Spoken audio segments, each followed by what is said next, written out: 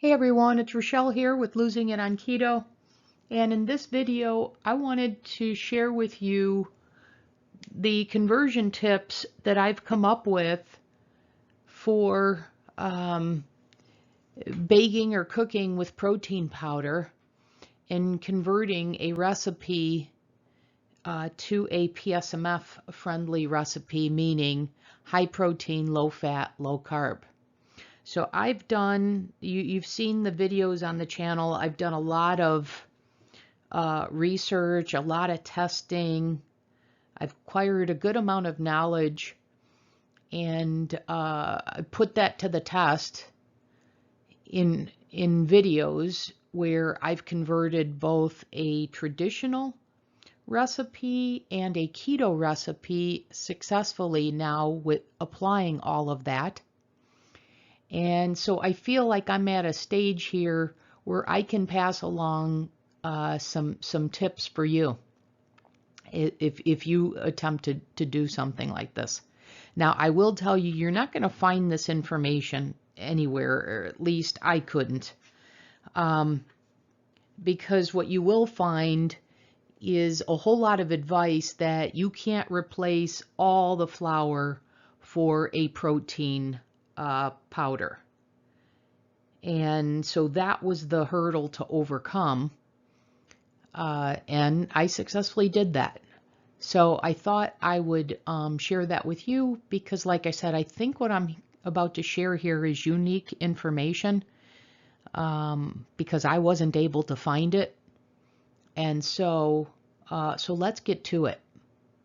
So as I noted, I've converted now both a traditional recipe and a keto recipe. And when I say traditional, I mean one with flour, and the keto recipe, one with almond flour. So the traditional, we'll get into the details, but they had a good amount of flour. The traditional one had 1 3/4 cups flour, and the keto recipe had 2 cups of almond flour. So we'll go through that in a little more detail. But here's what I've learned along the way. So in the beginning, I thought the key to converting was going to be just convert non-PSMF ingredients to the right blend. But I've learned there's more to it than that. So I just thought I'm just going to have to figure out, like, 1 3/4 cups of flour equates to what blend of protein powder. And there's much more to it than that. Even in the examples, even in the successes, which I'll take you through here in a minute. So let me go through what I've learned and what I'm going to use as a guide going forward. So I've settled on a 70-30 blend, meaning 70% of a whey concentrate to a 30% milk protein powder when I'm looking to replace, say, a flour or an almond flour. And that's what I did in both of the recipes that I've referenced.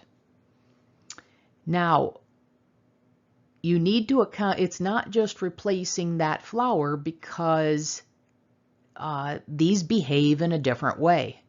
No pun intended. So whey behaves different than a milk protein, and flour behaves a bit differently than almond flour. So you've got to take all this into account. So all in all, I've targeted now, based on this, about 25% to 30% more wet ingredients than dry to avoid a dry result. So I've been rounding, and I'll take you through that. But I'm somewhere between 25 to 30%, and I'll go through that in a little bit more detail here in a second. My blueberry muffins, the ones with the cottage cheese that I converted from the 1 3/4 cups flour is one where it was, the wet was 220% more than the dry. But I've concluded that was to counter that there was no bake temperature adjustment or bake time adjustment. And both temperature and time can yield a dry result when it comes to baking with protein powder, which then leads me to the next lessons learned, which is to bake at 25 degrees less. So rather than baking at 350, adjust down to 325, and further, bake for less time.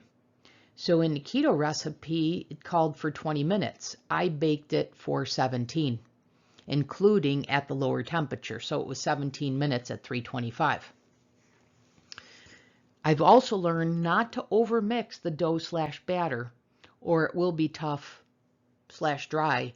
So these batters that I've been putting together, or doughs in the Vitamix, I've stopped doing that, and I've stopped using even a hand mixer. So I've been doing them by hand. And then further, to make this high protein, low fat, low carb, because this isn't just converting for high protein, because if that's all it was, that'd be easier because you just add more fat. But it's quite the accomplishment to convert these recipes to not just high protein, but also low fat, low carb. In the anabolic world, in the recipes that they have, what I'm learning is, yeah, they do high protein, but and they're doing lower calorie, so they're doing a little lower fat, but they're doing higher carbs, so they're not replacing a lot of the flour. So I think it's quite something to set out to try and produce a good result that's high protein, low fat, low carb. So to that, need to understand how to reduce the fats. And so I've adopted a strategy of using 2% cottage cheese or non-fat yogurt or other liquids that don't add to the fat or carb content, such as keto milk. And then I haven't done enough with yogurt yet. I don't know if I'm yet a fan of using that as a replacement. I have done it successfully with cottage cheese. I'm going to work with the non-fat yogurt a bit more in baked goods and see if it's an equal replacement. So stay tuned for that. But for now, I have focused on cottage cheese because I know I can.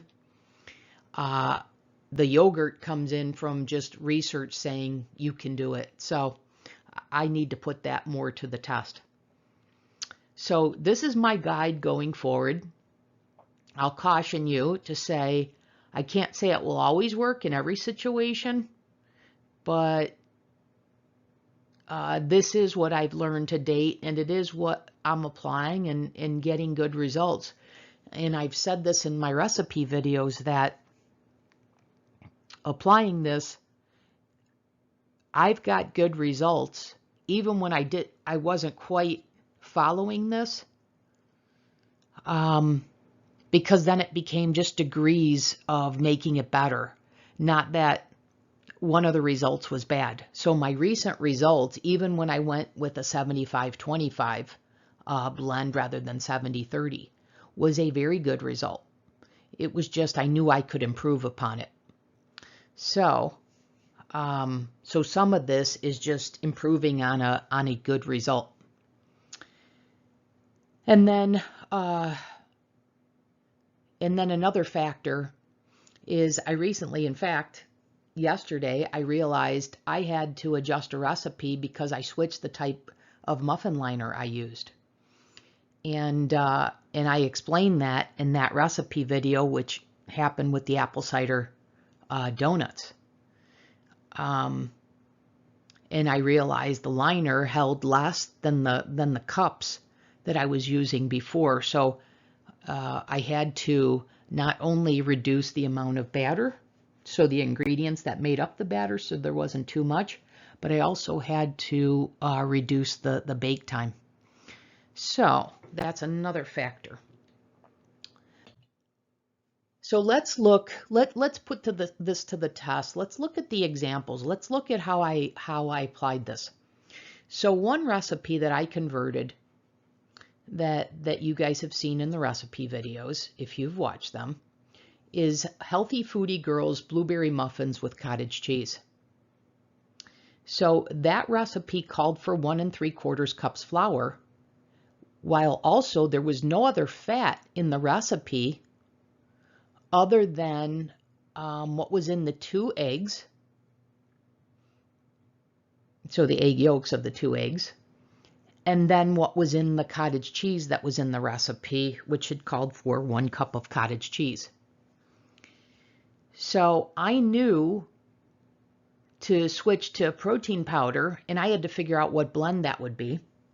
But I also knew that I was going to have to add the wet ingredients to counter the effect of adding, converting to the protein powder, of baking with protein powder.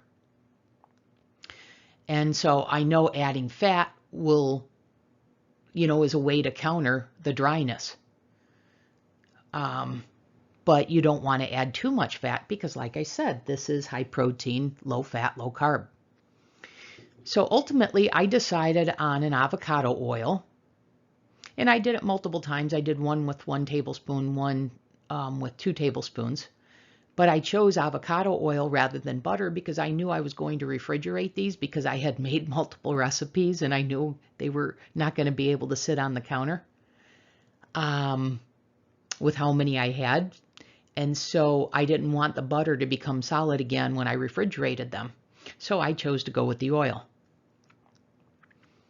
I also had to determine, when it said 1 3/4 cups flour, I had to decide, was I going to go by grams or was I going to go, so weight, or was I going to go by volume, the 1 3/4 cups?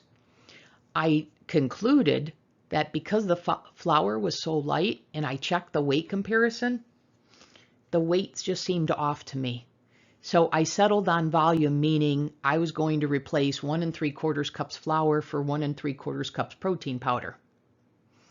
Then once I settled on 1 3/4 cups protein powder, I then said, okay, how much does 1 3/4 cups protein powder weigh?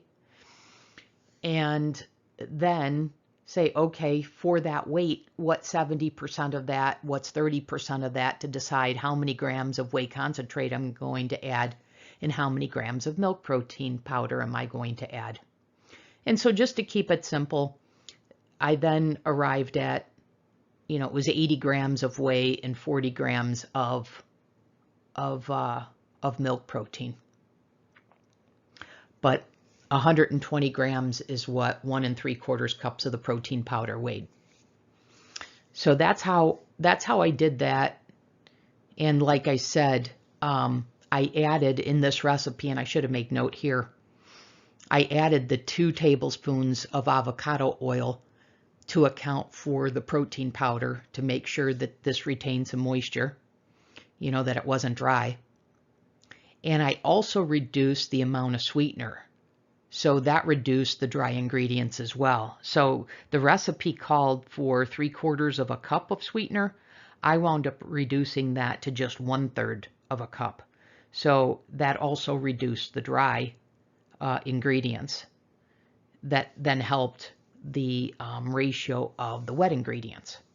So I'm finding, being on PSMF so long, I don't need things so sweet. In fact, I couldn't imagine making these with 3/4 cups of sweetener.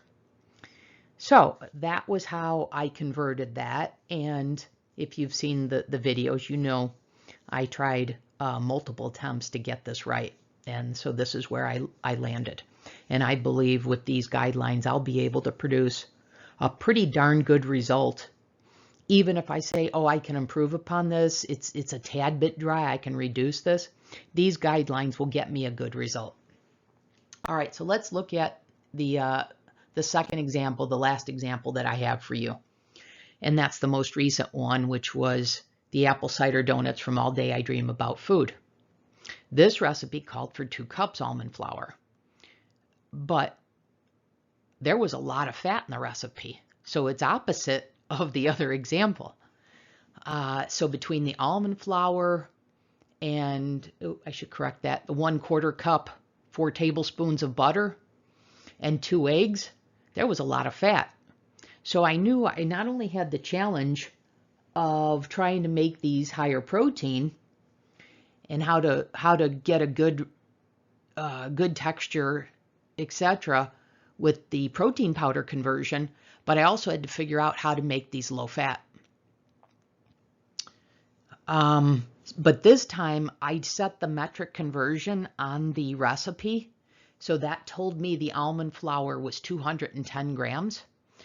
So I decided then to replace the 210 grams of protein powder with the 210 grams of almond flour with the equivalent amount of protein powder, and then do that at a 70-30 split of whey and milk protein powder. Now, I ultimately had to reduce this recipe further. So I wound up cutting this recipe down to 70% of it because I changed how I made the donuts. I was putting them in cups that were bigger than the silicone liners. So when I used the silicone liners, I knew I wanted to reduce the batter so I wouldn't have batter left over. So I wound up having to further reduce this. But all in all, it was the grams conversion then at a 70-30 split that was really the key here. And then for the wet ingredient conversion, I had the challenge of getting the flavor I wanted, so an apple cider or even a fall flavor, because I made these more with cinnamon the first couple times. But anyways, to get the flavor I wanted, but also increasing the wet ingredients. So one thing I decided was to add cottage cheese to make that part of the wet ingredients, because this recipe didn't have that. And then I wanted an apple flavor, and this recipe called for an extract. I didn't want to use an extract. So one thing I did was I reduced apple cider vinegar. So I took a 1/4 cup and reduced it down by half to 2 tablespoons. So that was another way I got a wet ingredient added to this that wasn't in the keto recipe here. And then I decided to take keto milk. Now I could have done water, but I took keto milk and I had cinnamon apple spice tea bags. So I steeped those tea bags in the keto milk to give me another 1/4 cup of wet ingredients. So it served a dual purpose, which was just like the apple cider vinegar, it gave me the flavor profile I was going for while also adding to the wet mixture to counter the dryness that would happen from the protein powder blend. And then with those changes, I was able to reduce the butter from 4 tablespoons. I was able to reduce it by half. I went from 4 tablespoons to 2. And that's how I get the much better macros that I covered in that recipe video. So then further, I bake them at 325, and then I reduce the bake time. So rather than 20 minutes, I reduced the bake time down to 17. So all in all, with those changes that I made, the wet ingredients wound up being 30% more than the dry. And that's going to be my general approach for converting a recipe. And then if you're wondering how do you determine what the ratio is of wet to dry, well, I had to look this up. 1/4 cup of liquid is 59 grams. So when I added the keto milk, the 1/4 cup, I counted that as 59 grams. And then half of that for the apple cider vinegar, I counted as 29 grams. And then I looked up 1 egg is 50 grams. So when I then looked at the recipe, it was like, okay, between the protein powder and the brown sugar that was in the recipe, that added up to what you see as the dry on the bottom there, 103 plus 41 plus 3 plus 64 for 211. And then the wet, the 100 is coming from the 2 eggs, the 28 is coming from the butter, the melted butter, the 55 is coming from the cottage cheese, the half a cup, or 55 grams of cottage cheese, and then the 29 grams coming from the reduced apple cider vinegar, or 1/8 of a cup, and the 59 grams coming from the 1/4 cup of the keto milk. So that added up to 271. So 271 divided by 211 is 1.28. So 28% more wet, or just rounding to 30%. So like I said in the earlier slide, I'm shooting for between 25 and 30% more wet ingredients than dry when I'm converting a recipe like this.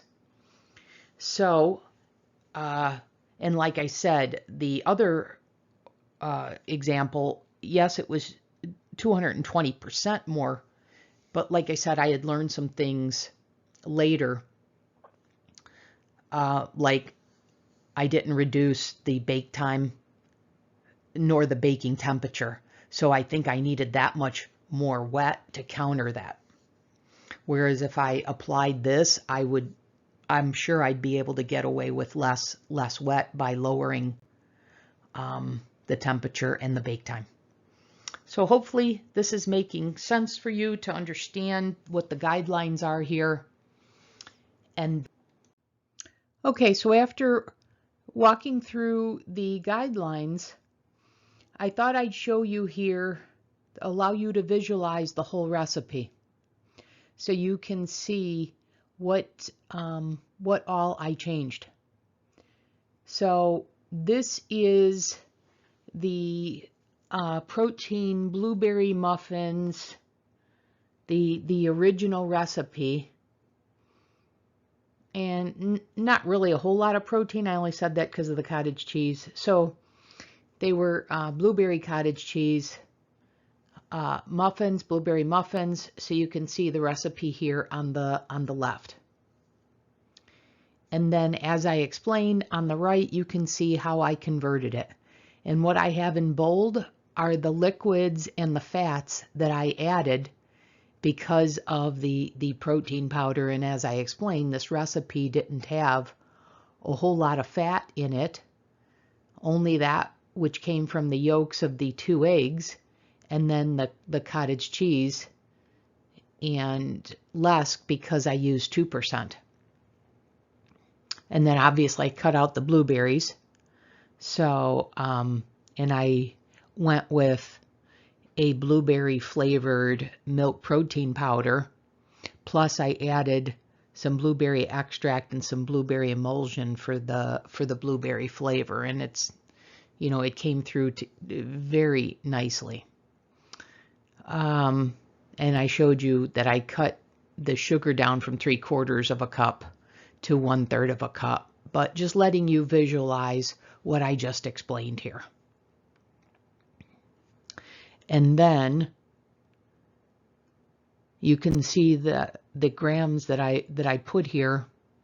So you can see on this next slide, again, the wet ingredients total and the dry ingredients total, and that ratio. So there was, you know, more than 2 times the wet ingredients as compared to the dry, 220% to be precise when you look at it by gram. Now, I didn't do it at this time, but I should have noted that the recipe called for baking at 350 for 25 minutes.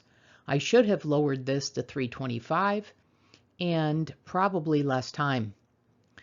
What I did produce was a fantastic texture, but if you noted in that video, the structure was preserved in the first recipe where I had the 75-25 split, and I didn't have the extra tablespoon of avocado oil or the extra 2 tablespoons of keto milk. So I was looking for a hybrid, because I did settle on the texture, because the second version of that, the texture was superb.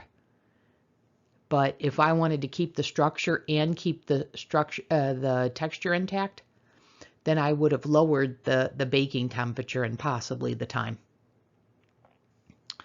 So that is all the information I have about that first recipe. So I did want you to see what the original recipe was and what mine was and how I adapted it. Then let's look at the next one. So this is the keto recipe from All Day I Dream About Food.